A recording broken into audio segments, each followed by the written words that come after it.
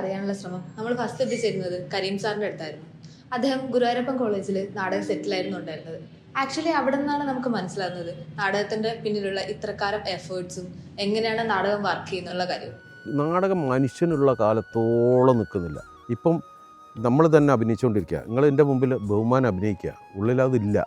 ഇപ്പോൾ ഒരു ആവശ്യത്തിന് വേണ്ടി ഞാൻ ഇതേപോലെ നല്ല ആളായിട്ട് നിങ്ങളെ മുമ്പിൽ അഭിനയിച്ചുകൊണ്ടാണ് പറയുന്നത്. ഞാനൊക്കെ ചെറിയ കാലത്താവുന്ന സമയത്ത് നമ്മളോരോ കലാസമിതികളുണ്ടായിരുന്നു നമ്മുടെ പ്രദേശത്ത്. ഇപ്പോൾ നിങ്ങൾക്കൊന്നും ഭാഗ്യമല്ല. ഓരോരോ പ്രദേശത്ത് ഒരു 10-15 കലാസമിതി ഉണ്ടാവും.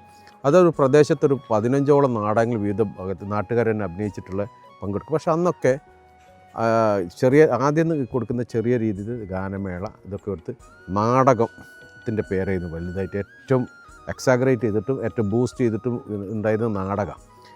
പിന്നീട് നമ്മൾ ഇവിടെ വന്ന് ടെലിവിഷൻ വന്നതോടുകൂടി നാടകത്തിൻ്റെ എൻ്റർടൈൻമെൻറ്റ് ഷെയർ കുറഞ്ഞു. പിന്നെയാണ് ഈ നാടകത്തിൻ്റെ ചുവട് പിടിച്ചുകൊണ്ട് തന്നെയാണ് നമ്മുടെ മലയാള സിനിമ ഉണ്ടായത്.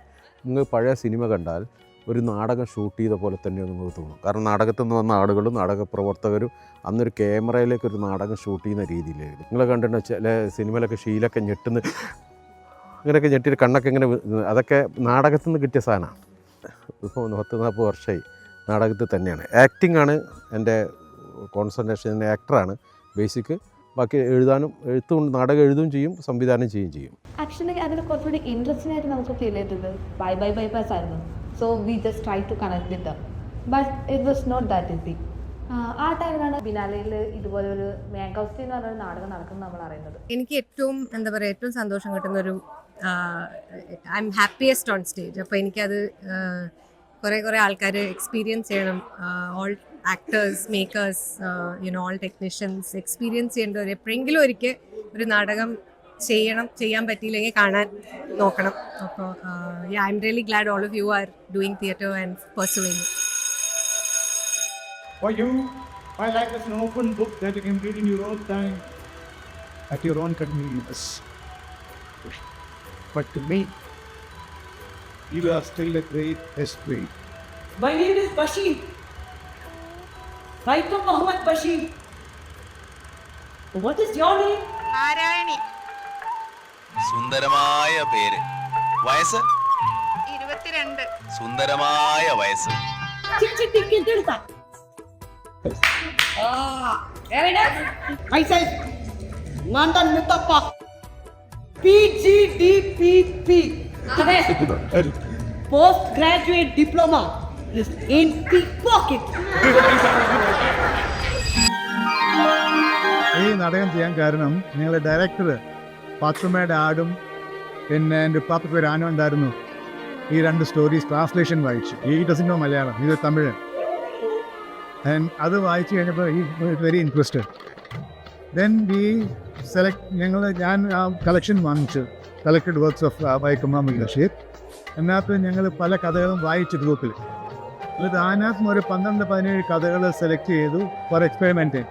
എന്നിട്ട് എക്സ്പെരിമെൻറ്റ് ചെയ്തിട്ട് ഡ്രമാറ്റിക് പൊട്ടൻഷ്യൽ ഉള്ള കഥകൾ എടുത്തിട്ട് ട്രാൻസ്ലേറ്റ് ചെയ്തപ്പോഴത്തേക്കും ഞങ്ങൾ ഡയറക്റ്റ് ക്ലോസ് ട്രാൻസ്ലേഷൻ അല്ല. For example, why don't you ask me Shaily and beautifully, അത് ആ മലയാളത്തിൻ്റെ ആ ഫ്ലേവർ വെക്കാൻ വേണ്ടി കുറച്ച് മലയാളം കൂടെ ചേർത്തിട്ട് വി ക്രിയേറ്റഡ് ദീസ്. ആദ്യം ഇതൊരു സീക്വൻഷ്യൽ പ്ലേ ആയിട്ടാണ് ചെയ്തത്, ഓരോ സ്റ്റോറീസ് സെപ്പറേറ്റ്ലി. പിന്നെ ഞങ്ങൾ വിചാരിച്ചു why don't you make it A linear process. പല സീൻസും ചേഞ്ച് ചെയ്ത് പുതിയ സീൻസ് ആഡ് ചെയ്ത് ഇത് ഒരു ആക്ടർ ചെയ്ത റോള് മാറ്റിയിട്ട് വേറെ റോള് കൊടുത്തു. അങ്ങനെ വെച്ച് പല every time you do it ഒരു ചാലഞ്ചാണ്. അല്ലാതെ ഇറ്റ്സ് തരാ അത് ചെയ്ത് ഞങ്ങൾക്കെല്ലാം അറിയാം. പിന്നെ എല്ലാം ഇത് ചെയ്യുമ്പോഴത്തേക്കും ആ ചാലഞ്ചായിട്ട് ഒരുപാട് ചേഞ്ചസ് വരും.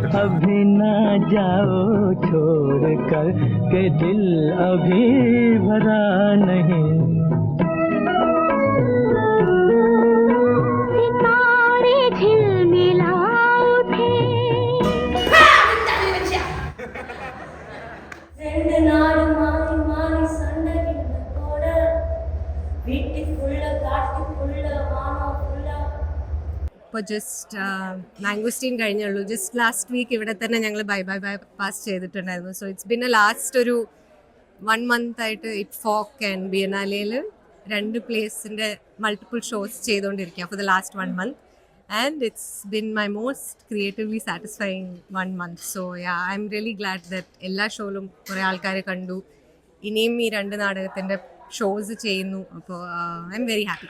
കോച്ചിൻ്റെ രാജീവ് കൃഷ്ണൻ്റെ ഈ ഒരു നാടകം കാണാൻ വേണ്ടി ഫോർക്കിലൊക്കെ പോകണമെന്ന് വിചാരിച്ചു. അന്ന് എനിക്ക് ഷൂട്ട് കാരണം നടന്നില്ല.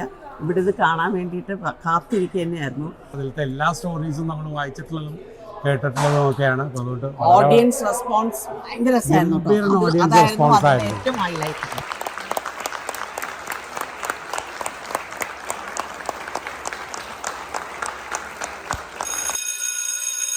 ഫസ്റ്റ് സ്റ്റെപ്പാണല്ലോ ആക്ടിങ്. സോ ആ ഒരു പ്രോസസ്സ് എക്സ്പീരിയൻസ് ചെയ്യാൻ വേണ്ടിയിട്ട് നമ്മളൊരു ആക്ടിങ് വർക്ക്ഷോപ്പ് വിസിറ്റ് ചെയ്യാൻ തീരുമാനിച്ചു. ലോകധർമ്മി 1991 തുടങ്ങിയൊരു നാടക ഗ്രൂപ്പാണ്. അന്ന് ലോകധർമ്മി എന്നല്ലായിരുന്നു പേര്. അന്ന് ബാസബേരി എന്നായിരുന്നു നാടക സംഘത്തിൻ്റെ പേര്. അതിനുശേഷം അപ്പോൾ അങ്ങനെ ഒരു കൂട്ടായ്മയിൽ തുടങ്ങിയതാണ്. അപ്പോൾ അതിൽ തുടങ്ങിയ ആൾ ചന്ദ്രദാസൻ എന്നാണ് സാറിൻ്റെ പേര്. സാറാണ് ഈ നാടക സംഘം ഫോം ചെയ്യുന്നതും കുറച്ച് ഇതിനോട് താല്പര്യമുള്ള ആൾക്കാർ ചേർന്ന് ഒരു ഗ്രൂപ്പ് ഫോം ചെയ്യുന്നതും. അതിനുശേഷം 1997 ലോകധർമ്മി എന്ന പേരിൽ രജിസ്റ്റർ ചെയ്ത് ഒരു തിയേറ്റർ ഗ്രൂപ്പായി മാറി. നമുക്ക് വർക്ക്ഷോപ്സ് ഉണ്ട്. ഇപ്പോൾ പറഞ്ഞ ഞായറാഴ്ച ക്ലാസ്സുകൾ അല്ലാതെ ആക്ടിംഗ് വർക്ക്ഷോപ്സുകൾ നടക്കുന്നുണ്ട്. പലതരം പുറത്തുനിന്ന് ഇന്ത്യക്ക് പുറത്തുനിന്ന് വന്നിട്ടുള്ള ഫാക്കൽറ്റീസ് വന്ന് ക്ലാസ് എടുക്കുന്നുണ്ട്.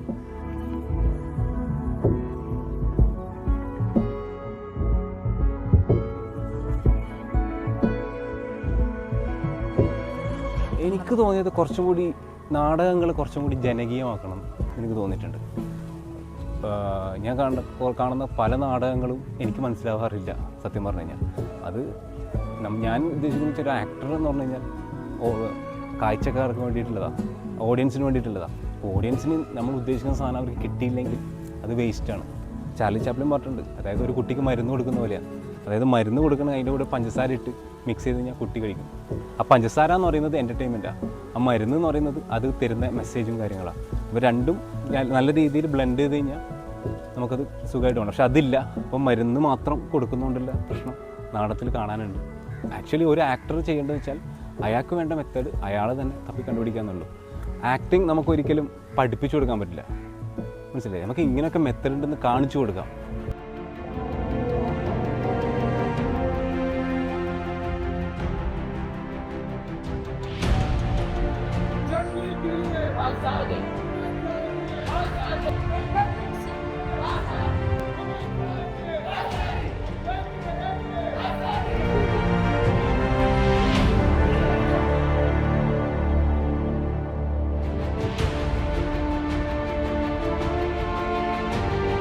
നാടകം എന്ന് പറയുന്നത് സ്റ്റോറി ടെല്ലിംഗ് ആണ്, വിഷ്വൽ ടെല്ലിംഗ് ആണ്, മ്യൂസിക് ഉണ്ട്, എല്ലാം ഉണ്ട്. അപ്പം ഇതിന് പല മേഖലയിൽ നമുക്ക് എന്ത് ചെയ്യാൻ വേണ്ടി പറ്റും, അവൻ ഡെയിലി ലൈഫിനെ ഇമ്പ്രൂവ് ചെയ്യാൻ വേണ്ടി ഈ കാര്യം നമുക്ക് ഉപയോഗിക്കാൻ വേണ്ടി പറ്റും.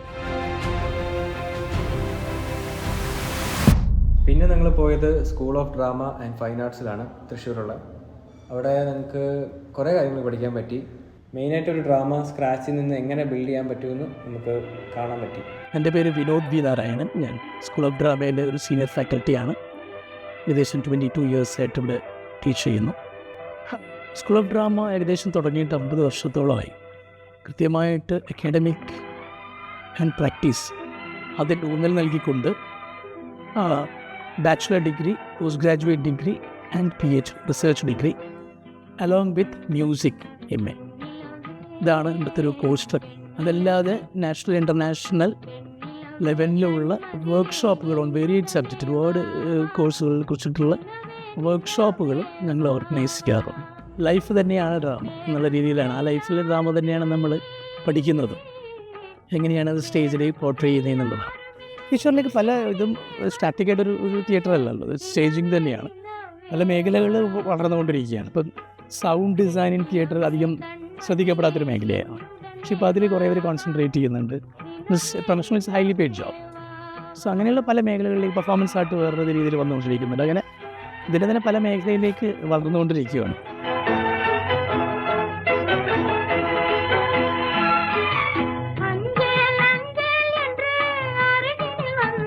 നമസ്കാരം, ശിവപ്രസാദ് എന്നാണ് പേര്. ഇവിടുത്തെ കോസ്റ്റ്യൂം ടെക്നീഷ്യനാണ്.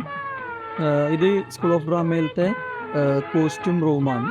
നമ്മളിവിടെ നടക്കുന്ന നാടകങ്ങളുടെയും മറ്റ് പെർഫോമൻസുകളുടെയും കോസ്റ്റ്യൂമുകളെല്ലാം സ്റ്റോർ ചെയ്ത് അത് മെയിൻറ്റെയിൻ ചെയ്ത് കൊണ്ടുപോകുന്ന ഒരു വാർഡ്രോബ് സംവിധാനമാണ്.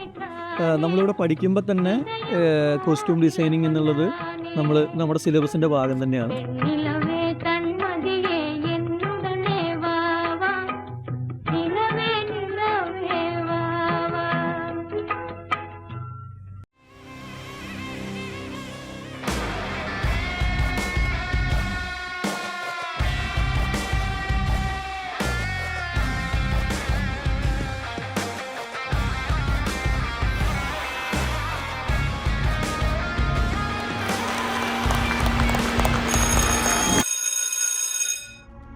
ഒരുപാട് കാര്യങ്ങൾ നാടകത്തിൽ നിന്ന് മനസ്സിലായി.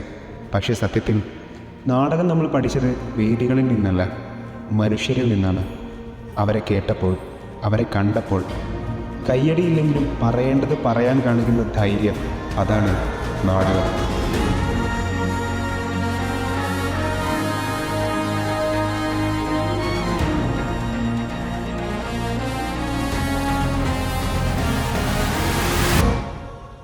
ഒരു സെക്കൻഡ്,